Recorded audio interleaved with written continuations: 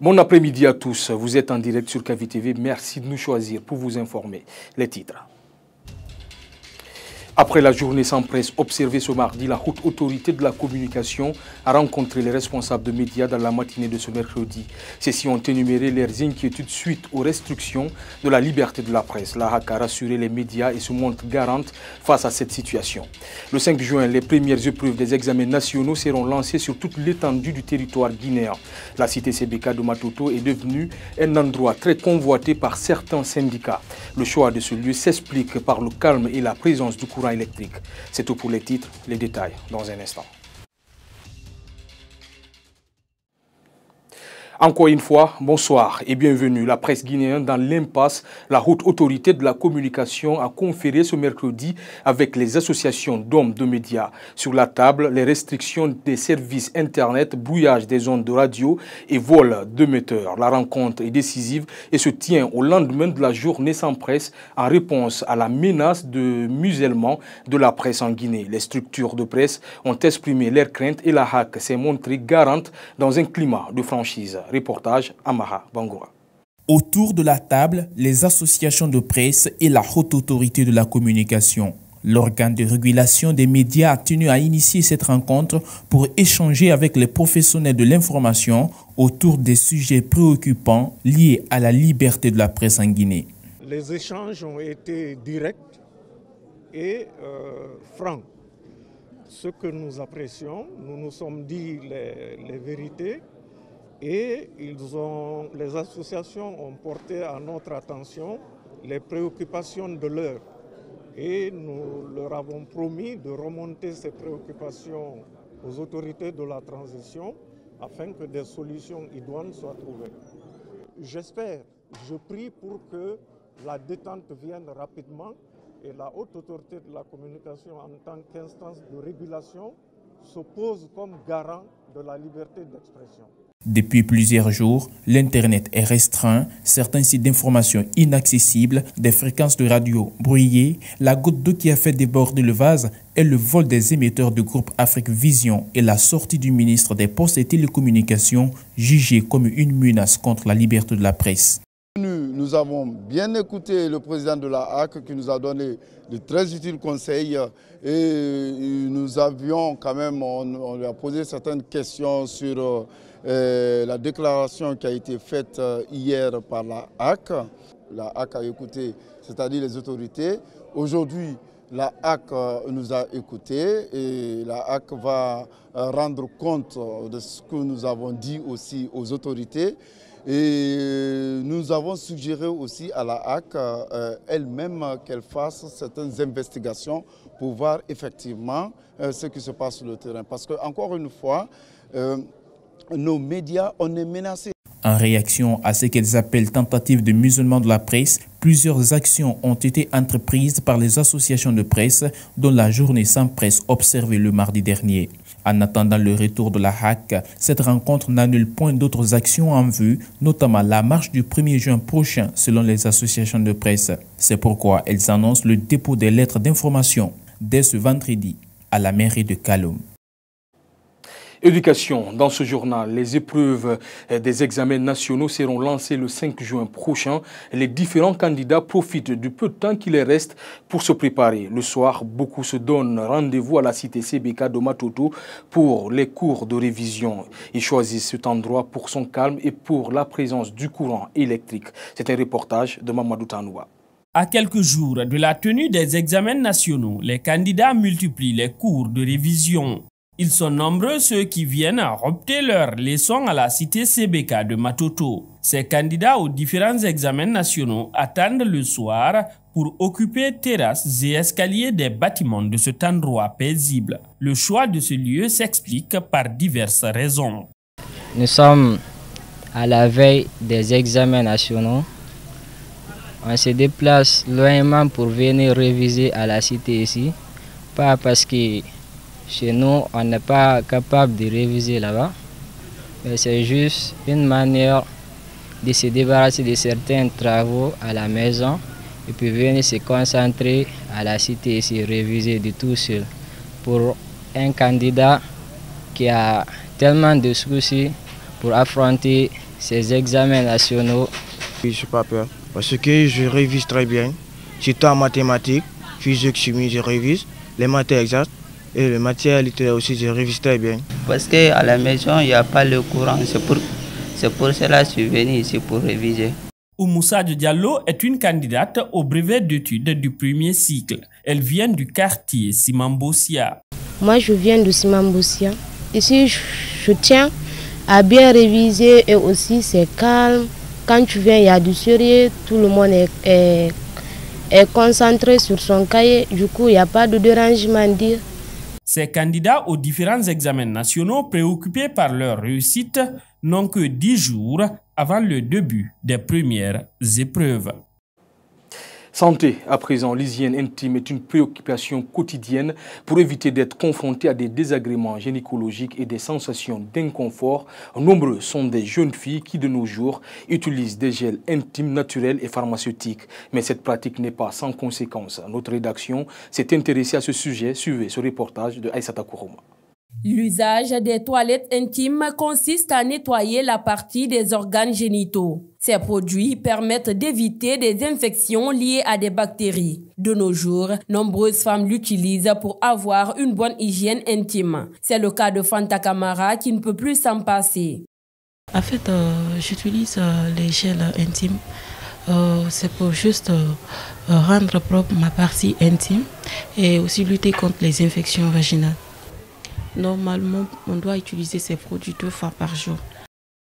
Si cette dernière utilise les produits pharmaceutiques, d'autres par contre utilisent les produits aphrodisiaques. Mariam Siri Kamara affirme qu'elle fait usage des gels intimes avec clou de girofle depuis 5 ans, car selon elle, les gels intimes ont des effets secondaires. C'est ça que j'utilise comme le fait de toilette. Gongodeli avec clou de girofle. Ça fait de la 5 ans que j'utilise ça. Je n'aime pas les toilettes intimes parce que ça fait des effets secondaires. Ce médecin affirme que la partie intime est constituée de muqueuses et de tissus qui sont sensibles au gel intime. Sur ce, il est primordial de choisir les produits les plus adaptés à son corps. Puisque l'appareil génital, c'est un appareil qui s'auto-nettoie. Alors les femmes doivent utiliser les gels. Les gels, c'est quand il y a, n'est-ce pas, une infection. Et même s'il y a une infection, il y a, n'est-ce pas, la manière d'utiliser ces gels. Pourquoi? Parce que le milieu vaginal a un pH acide. Donc le milieu vaginal est acide. À force d'utiliser, n'est-ce pas, ces gels, n'est-ce pas, abusifs, peut détruire, n'est-ce pas, les bactéries, n'est-ce pas, de la flore vaginale qu'on appelle les bactéries de Doderlin, ou soit à force d'utiliser les gels vaginaux, ça peut se causer une sécherité vaginale. Si tu veux alors le faire peut-être 1 à 2 fois par semaine, c'est bon. Dr Alain souligne que les gels intimes doivent être utilisés sous la recommandation d'un spécialiste pour éviter toute infection. Le grand marché de Bofa se trouve dans un état de dégradation très avancé, une situation qui inquiète les femmes de cette circonscription. Elles se plaignent du manque d'entretien du marché. De l'autre côté, le lycée franco-arabe de Bofa est confronté à la même réalité. L'école manque presque de tout, ce qui empêche le bon déroulement des cours. Je vous propose de découvrir cette réalité avec notre reporter, Lansana Fofana. Voici le grand marché de la préfecture de Bofa, situé au quartier Almamia 1. Ce marché a été construit depuis des années de l'indépendance. Aujourd'hui, ce lieu de négoce se trouve dans un état de dégradation poussée. Les tables sur lesquelles les femmes étalent leurs marchandises ne tiennent plus. Avec la densité de la population dans la préfecture de Bofa, il n'y a plus de place sous ce hangar, ce qui oblige certains à écouler leurs marchandises en bordure de route. Le marché est jonché d'eau usée. Selon ces femmes, ce marché n'a ni poubelle, encore moins des toilettes. Tu vois certainement comment ça se passe ici, alors c'est comme ça que nous vivons dans ce marché. Ce sont les réalités ici à Bofa. Nous n'avions pas un marché digne de nom. Du marché Almamia 1, nous voici au marché moderne de Bofa. Il est construit par la coopération française en collaboration avec la mairie de Bofa. Mais depuis son inauguration en 2022, le marché n'a pas connu d'assainissement. Ce matin, Salematou Conté et son ONG se mobilisent avec pelle et brouette à main pour nettoyer le marché. Une manière pour elle de rendre ces lieux praticables. Nous avions initié cela pour que la ville de Bofa soit propre, pour permettre aux habitants d'être en bonne santé. On a eu cette initiative et ça depuis longtemps. Autre situation inquiétante dans la commune urbaine de Bofa, c'est bien l'état du lycée franco-arabe de Bofa, qui se trouve aussi dans un état vétuste. Le bâtiment vieillissant, les plafonds percés, le manque criard des tables-bancs dans les salles de classe, les murs défigurés, le bureau des responsables dans un état de délabrement total, le censeur soutient que l'école est abandonnée à elle-même. Notre école n'est pas clôturée. Ce n'est pas clôturé. On a des difficultés de gérer les élèves du matin jusqu'au moment, jusqu'à 14h15, puisque nous arrêtons les cours à 14h15. Où le proviseur, il est là dans ce bureau-là, le censeur est dans ce bureau-là, le surveillant général également est dans ce bureau-là. Donc nous demandons aux personnes de bonne volonté et aux autorités de la place de nous aider. À Bofa, plusieurs lieux publics sont dans un état piteux. Selon ces citoyens, cette situation s'explique par le manque d'entretien de ces lieux par les autorités locales. En attendant la mise en place d'une politique de rénovation et d'entretien de ces édifices, les habitants continuent d'exercer leur métier dans les conditions difficiles dans la ville sainte de Bofa.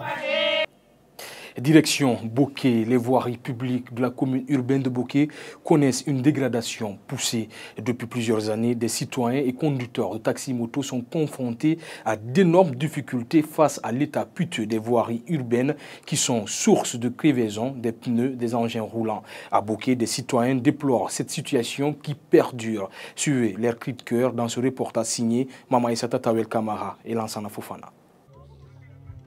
Des trous d'une large ouverture et des nids de poules sont ouverts tout le long de cette voirie située dans la commune urbaine de Boké. Ici, les conducteurs de taxi-moto et autres engins roulants font face à de multiples difficultés liées à l'état actuel de la voirie. Yarouba Kamara est un apprenant à l'ERAM de Boké. Avec la conjoncture actuelle, il s'est lancé dans la conduite de taxi-moto. Il explique le calvaire qu'il rencontre sur cette voirie. On voit la situation de la route, c'est un peu dégradé.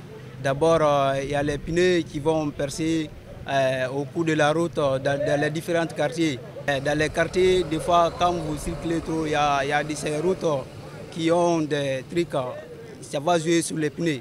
Dans cette zone économique, il existe plusieurs sociétés minières. Malgré la présence de ces différentes sociétés, ces voiries urbaines se trouvent dans une situation alarmante. Nous avons trouvé Aboubakar Kamara assis dans un bar-café. Selon lui, ces routes poussiéreuses provoquent parfois des maladies chez plusieurs citoyens.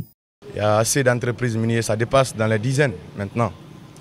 Et dans les conditions normales, Boké ne doit pas être comme ça, sur cette image.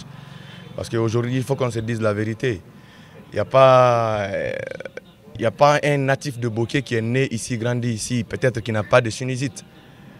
Vous comprenez, à cause de la poussière. Donc, il va falloir qu'au moins qu'on intervienne sur ça. Mamadou Bouranba est aussi commerçant et habite dans la commune urbaine de Boké. Comme vous le voyez sur ces images, il nettoie ses marchandises qui contiennent de la poussière. Il se dit inquiet de la situation. Moi, je suis commerçant ici. Avec la poussière, c'est pas facile. Il y a de ces clients qui se plaignent ici, surtout avec que ce soit une chaussure de couleur blanche ou bien une chemise blanche, ils n'osent pas acheter. Parce qu'ils disent que Boké, tu ne peux pas porter cela dans cette ville. Normalement, ça devait être le contraire. Parce que Boké, c'est une région où existent des sociétés minières. D'après des informations, ces voiries urbaines ont été réhabilitées depuis plusieurs mois par une société minière avec les actions de la mairie et la préfecture. Mais depuis là, ces citoyens dénoncent la mauvaise qualité des travaux réalisés qui sont source de problèmes, surtout en ce début de la saison pluvieuse. C'est la fin de cette édition d'information. Merci à toutes et tous de l'avoir suivi. Prochaine grande édition, c'est à 20h avec Amadou Major Diallo.